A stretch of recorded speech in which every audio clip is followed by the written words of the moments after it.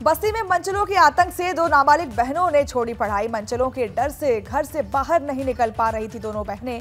घर में घुसकर नाबालिग बहनों को परेशान करने का आरोप लगा है। पीड़ित परिजनों ने एसपी से लगाई न्याय की गुहार। एसपी ने थाना अध्यक्ष को दिए कड़ी कार्रवाई के निर्देश। तो मनचलों के डर से घर से बाहर नहीं निकल पा रही हैं दोनों बहनें। उन्होंने पढ़ाई छोड़ दी है उनके डर से।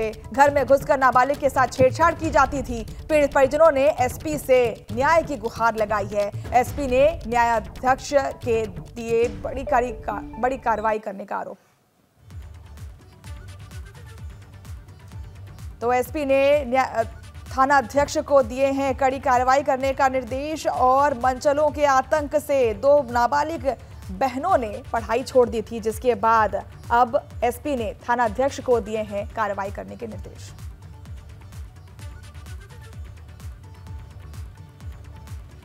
इसमें अभियोग दर्ज है, लेकिन उनकी शिकायत थी इसमें जो छेड़छाड़ की धाराएं तो नहीं लगाई गई हैं। इसमें भी उनको निर्देश दिया गया है कि इसमें सावधानी में विवेचना करें और जिस प्रकार के तथ्य सामने आते हैं उसके अनुसार कार्रवाई करें। वहीं हरदोई पुलिस ने देह व्यापार करने के आरोप में 9 लोगों के खिलाफ बड़ी कार्रवाई की है। पुलिस ने सभी 9 आरोपियों को की करीब 3 करोड़ 25 लाख की संपत्ति कुर्क की है। मौके पर पहुंची कासिमपुर पुलिस की टीम ने ढोल बजाकर आरोपियों की संपत्ति कुर्क की है। मामला अतरौली थाना क्षेत्र का बताया जा रहा है। पुलिस की माने तो ये सभी लोग देह व्यापार के धंधे में संलिप्त थे, जिनकी 3 करोड़ 25 लाख रुपए के कुल 30 चल और अचल संपत्तियों को कुर्क कर लिया गया है। एसपी राजेश द्विवेदी ने बताया कि सभी आरोपियों पर पहले से ही केस दर्ज थे, जिसके आधार पर यह कार्रवाई की गई है। ये गैंग जिसके 23 सदस्य थे, अनैतिक देह व्यापार में लिप्त था, जिनके विरुद्ध जनपदीय पुलिस द्वारा गैंगस्टर अधिनियम का मुकदमा कायम किया गया था। इसी गैंग के 9 सदस्यों को जो अवैध अपने व्यापार से उन्होंने संपत्ति अर्जित की थी, उसको डीएम हरदोई द्वारा दिनांक 30 तारीख को कुर्क कर लिया गया था। आज प्रशासन और पुलिस द्वारा उस सभी संपत्तियों को अटैच कर लिया गया है। वहीं बदायूं में करंट लगने से युवक की मौत हो गई। कूलर में करंट आने से झुलसा युवक, इलाज के दौरान उसकी मौत हो गई। करंट लगने से युवक की मौत के बाद परिजनों में कोहराम मचा हुआ है। पुलिस ने शव को कब्जे में लेकर पोस्टमार्टम के लिए भेजा।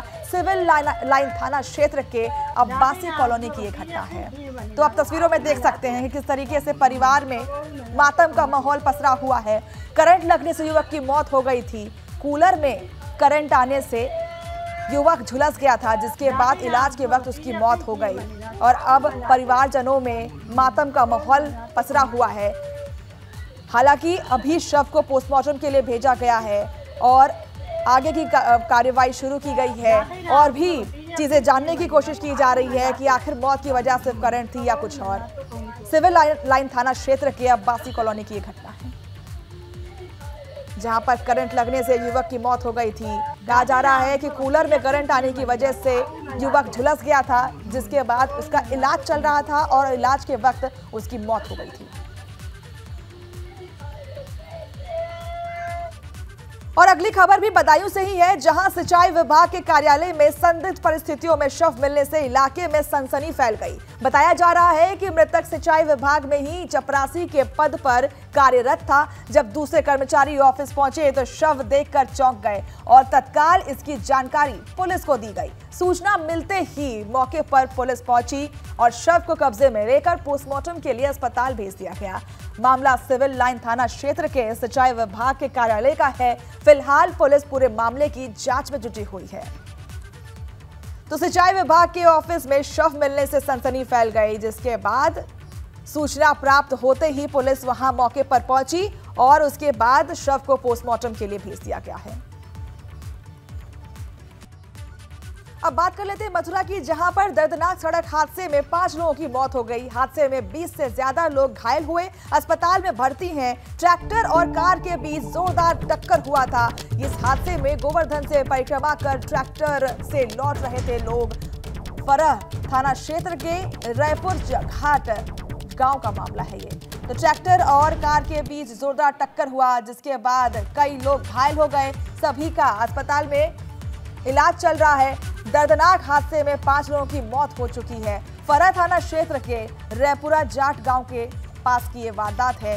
इस घटना को आप देख सकते हैं कि किस तरीके से लोग वहां पर मौजूद हैं, किस तरीके से अस्पताल में भर्ती हैं, उनका इलाज चल रहा है। दर्दनाक सड़क हादसे में 5 लोगों की मौत भी हो चुकी है। सीतापुर में गोंड नदी में पुल से नीचे खाई में गिरी कार और हादसे में डीपी वर्मा मेमोरियल कॉलेज के कोषाध्यक्ष की मौत हो गई। हादसे में एक अन्य युवक की भी जान जा चुकी है। 2 लोग घायल हैं। सीतापुर लखनऊ हाईवे पर यह हादसा हुआ। कार में एक ही परिवार के 4 लोग सवार थे। तो गोंड नदी में पुल से नीचे खाई में गिरी कार, जिसकी वजह से 4 लोग सवार थे और 4 लोगों की मौत हो गई है। मौके से लोगों को निकाला जा रहा है, शव को निकाला जा रहा है। आसपास के लोग वहां पर जुटे हुए हैं। गोंड नदी पुल से सीधे कार नीचे गिर गई, जिसकी वजह से यह हादसा हुआ। वहीं फिरोजाबाद में आगरा लखनऊ एक्सप्रेस पर भीषण सड़क हादसा हुआ है। पुलिस की बोलेरो कार सड़क पर खड़े ट्रक में जाकर टकरा गई, जिससे 5 पुलिसकर्मी सहित 8 लोग घायल हो गए। सभी घायलों को इटावा के सैफई मेडिकल कॉलेज भर्ती कराया गया है। दरअसल महोबा पुलिस की गाड़ी अपहरण की गई बच्ची को दिल्ली से बरामद कर लौट रही थी। सड़क हादसे में अपहृत मां की मां मीना गंभीर रूप से घायल हो गई है। तो आप देख सकते हैं इन तस्वीरों में किस तरीके से पुलिस की बोलेरो ट्रक से जा भिड़ी, जिसकी वजह से गाड़ी क्षतिग्रस्त हो गई है और अपहरण की हुई बच्ची को वापस लेकर के आ रही थी पुलिस। उसकी मां अभी गंभीर रूप से घायल है। खबर बागपत से है, जहां यूनिफॉर्म सिविल कोड पर आरएलडी अध्यक्ष जयंत चौधरी का बयान आया है। यूनिफॉर्म सिविल कोड का स्वरूप सामने आने पर ही चर्चा संभव है। देश में पुरुषों और महिलाओं को मिले समान अधिकार। भाजपा और राजभर के कहने से कुछ नहीं होता। महाराष्ट्र के सियासी घटनाक्रम पर बोले जयंत चौधरी। देश में पहली बार ऐसा नहीं हो रहा है। जयंत चौधरी विकास के लिए 2024 में होगा नया सवेरा, ऐसा कहा है जयंत चौधरी ने। यूसीसी का क्या स्वरूप है ना मुझे मालूम है ना आपको मालूम है, तो चर्चा भी करना बेकार है।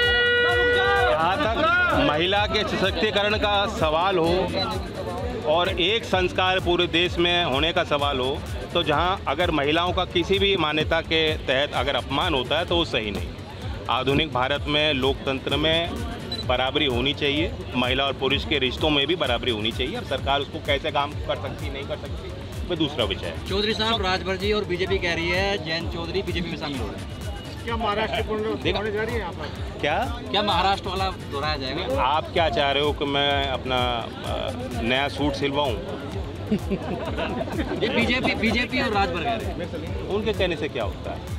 उनके कहने से क्या होता है? मेरा स्टैंड क्लियर है। यहाँ आज क्योंकि एक सामाजिक कार्यक्रम है, राजनीतिक कार्यक्रम मंच नहीं था। कार्यकर्ताओं के बीच कार्यक्रम होता उस हिसाब से, या चुनावी कार्यक्रम होता तो हम खुल के बातों को कह सकते थे। महाराष्ट्र की तरह सियासी हालत पर सुभाषपा अध्यक्ष ओम प्रकाश राजभर ने बड़ा बयान दिया है। उन्होंने कहा है कि जो महाराष्ट्र में हुआ है वही खेल यूपी में भी होगा। सुभाषपा अध्यक्ष ओम प्रकाश राजभर से बात की हमारे संवाददाता वीरेश पांडे। जिस तरीके से एनडीए में अजीत पवार जुटे हैं, उप मुख्यमंत्री बने हैं, पूरी पार्टी को उन्होंने तोड़ लिया है, उत्तर प्रदेश की सियासत में भी हलचल मच गई है, क्या कहेंगे?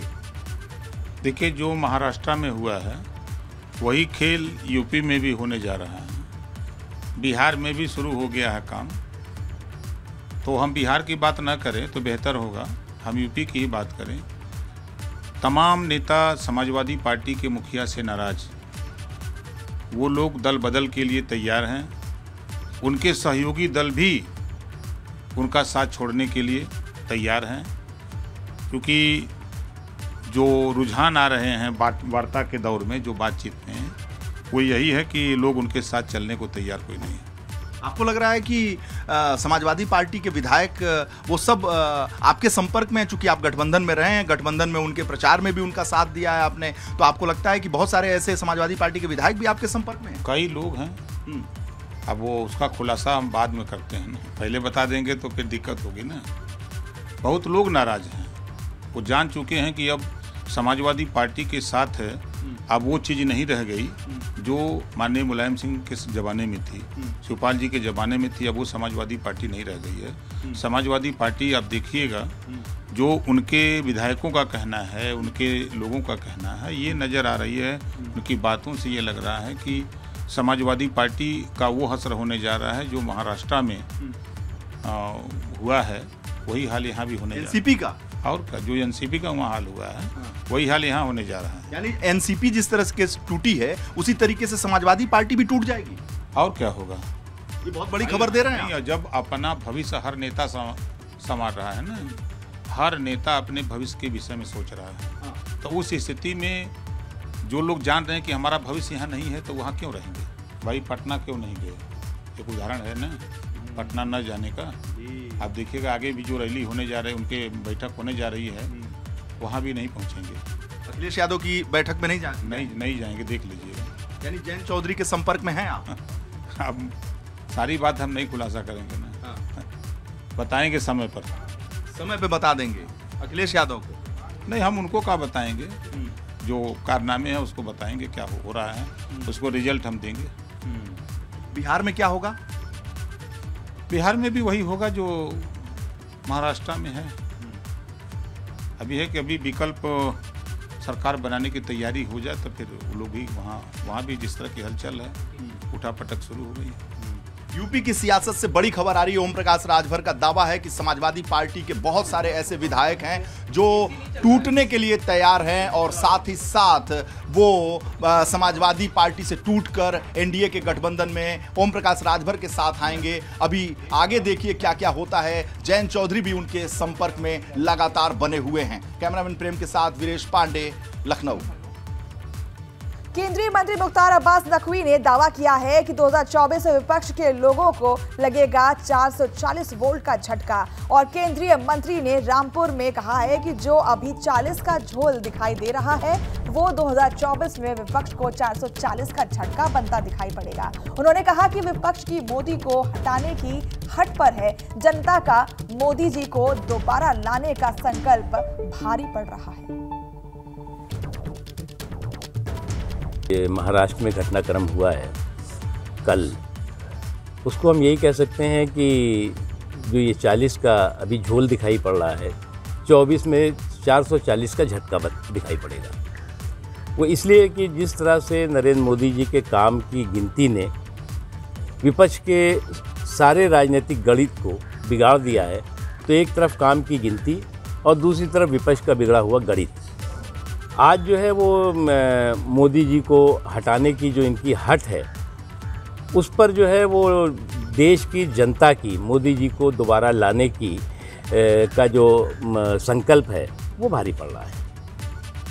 वहीं गुरु पूर्णिमा पर गोरखपुर पहुंचे सीएम योगी ने गोरखनाथ मंदिर में पूजा के साथ गौ सेवा भी की है। आपको बता दें कि गुरु शिष्य परंपरा की चर्चा बिना नाथ पीठ की चर्चा के पूरी नहीं होती, क्योंकि ये परंपरा इस पीठ का मूल है और नाथ योगियों की ताकत भी है। इस परंपरा को कायम रखकर ही नाथ पीठ ने गुरु के प्रति आस्था और सम्मान को कायम रखने का संदेश पूरी दुनिया को दिया था, साथ ही दुनिया के कल्याण का मार्ग प्रशस्त किया था। वहीं गोरखपुर पहुंचे सीएम योगी ने गुरु पूर्णिमा पर आयोजित कार्यक्रम में शामिल होने के बाद जनता दरबार लगाई और लोगों की फरियादें सुनी। इस दौरान मुख्यमंत्री ने मौके पर मौजूद अधिकारियों को कई मामलों के ऑन स्पॉट निपटाने का निर्देश भी दिया। सीएम के जनता दरबार में बड़ी संख्या में फरियादी पहुंचे थे, जिन्होंने अपनी समस्याओं से लोगों को अवगत कराया। और अब आपको दो तस्वीरें दिखा रहे हैं। गोरखपुर पहुंचे सीएम योगी ने सबसे पहले गुरु पूर्णिमा पर गुरु को नमन किया और इसके बाद जनता दरबार लगाकर लोगों की समस्याएं सुनी। तो आपकी टीवी स्क्रीन पर दो तस्वीरें हैं। एक तरफ जहां गुरु पूर्णिमा पर सीएम योगी ने गुरु की पूजा की, अर्चना की, वहीं दूसरी तरफ पूजा के बाद जनता दरबार लगाया उन्होंने, जहां लोगों की समस्याएं सुनी और उसका समाधान पाने के लिए अधिकारियों को निर्देश दिए। नमस्कार। नमस्कार, मैं हूं आपके साथ मनीषा सिंह और आप देख रहे हैं एबीपी गंगा। सबसे पहली खबर ग्रेटर नोएडा से आ रही है, जहां पहुंची पाकिस्तानी महिला गिरफ्तारी। पाकिस्तानी महिला से पूछताछ में जुटी है एजेंसियां और ऑनलाइन गेम के दौरान नोएडा के युवक से हुआ था प्यार। 4 बच्चों के साथ पाकिस्तानी महिला पहुंची थी ग्रेटर नोएडा। नाम बदलकर ग्रेटर नोएडा में रहती थी महिला। सचिन नाम के युवक के साथ सीमा बनकर रह रही थी महिला। ग्रेटर नोएडा के रूबूपुर इलाके में किराए के मकान में रहती थी महिला। साथ रूबूपुरा में घूम रही है। इसी सूचना पे तत्परता से पुलिस टीम का गठन करके थाना रूबूपुरा पुलिस द्वारा उस महिला को फाइनली ट्रेस कर लिया गया है और प्रारंभिक पूछताछ में उसका नाम सीमा गुलाम हैदर है, जो कि सचिन पुत्र नेत्रपाल निवासी रघुपुरा के संपर्क में पबजी खेलने के दौरान आई थी और नेपाल के जरिए नेत्रपाल के बेटे सचिन के साथ रहने के लिए रघुपुरा बस से आई थी। इससे अन्य एजेंसियों से माध्यम से विस्तृत पूछताछ की जा रही है और जो विस्तृत विवरण है। पबजी गेम खेलते हुए भारतीय युवक से पाकिस्तानी महिला को प्यार हो गया। प्यार इस कदर परवान चढ़ा कि पाकिस्तानी महिला अपने 4 बच्चों को लेकर के नेपाल के रास्ते वो भारत आई और भारत के ग्रेटर नोएडा इस कस्बे में यहाँ पर वो रहने लगी। ये वही कस्बा है, ये वही गली है जहाँ पर वो पाकिस्तानी महिला अपने प्रेमी के साथ यहाँ पर रह रही थी। देखिए, उसको किसी को भनक तक नहीं लगी कि वो पाकिस्तानी महिला इसी गली के इस मकान में यहाँ पर रह रही थी। बड़े ही सातिराना तरीके से वो अपने प्रेमी के साथ 4 बच्चों के साथ यहाँ पर रह रही थी। ये बताया जा रहा है कि लगभग 1.5 महीने पहले वो यहाँ पर आई थी और उन दोनों ने 2500 रुपये में कमरा लिया था और दोनों गुपचुप तरीके से यहाँ पर रह रहे थे। ये भी बताया जा रहा है कि जो युवक है वो युवक इसी कस्बे का रहने वाला है, लेकिन वो यहाँ पर किराए पर रहता था। इन मकान मालिक को इसकी जानकारी तब हुई जब पुलिस मौके पर पहुंची, पूछताछ की, तो उससे पहले ही वो दोनों प्रेमी प्रेमिका अपने बच्चों को लेकर मौके से फरार हो गए थे। अब कई टीमें इसमें बना दी हैं और दोनों की तलाश की जा रही है। ये भी कहा जा रहा है कि आखिर वो पाकिस्तानी महिला कहीं पाकिस्तान की कोई गुप्तचर तो नहीं। इन सभी पहलुओं पर पुलिस जांच कर रही है।